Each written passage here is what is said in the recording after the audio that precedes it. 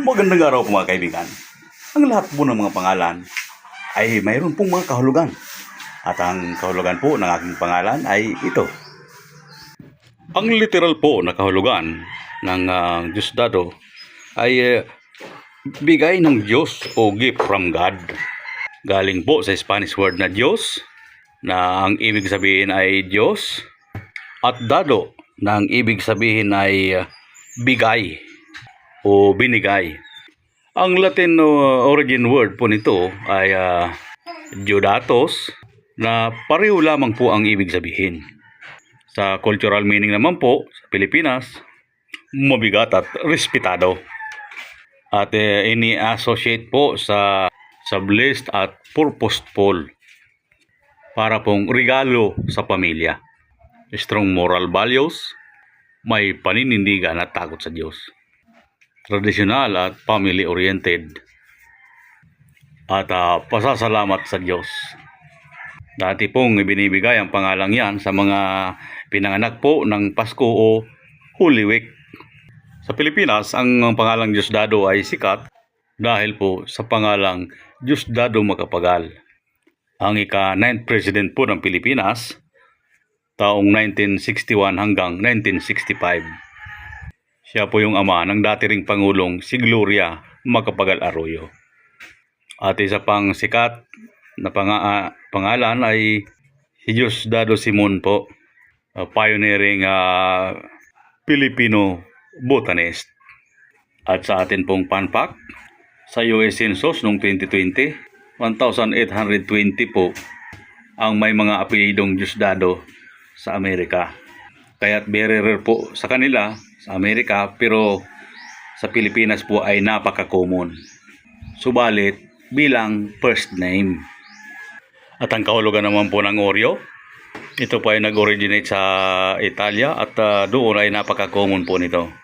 Galing po sa Latin word na aurum o aureus, na ang ibig sabihin po ay ginto o golden, o kaya ginintuan, mahalaga, nagniningning, beautiful, precious, o excellent.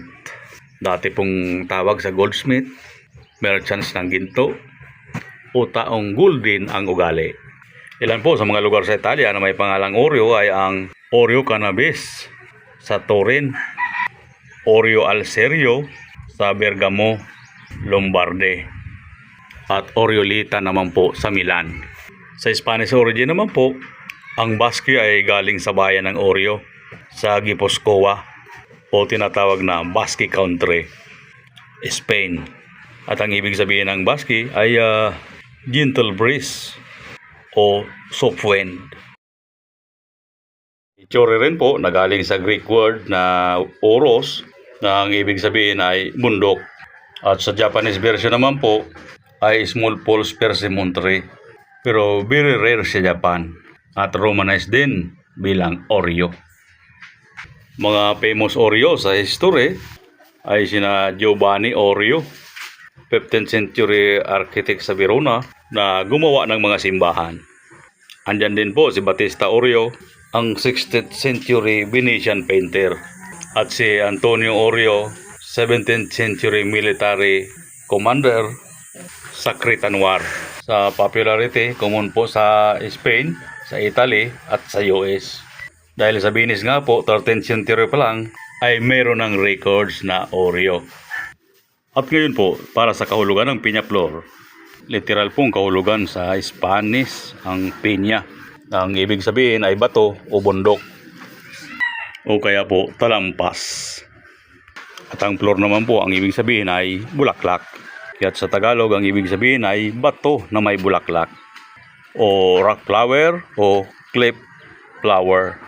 Ang pinagmulan po ng piña flor, ito po ay nanggaling sa Spain noong medieval period pa, around 13th century sa Castile.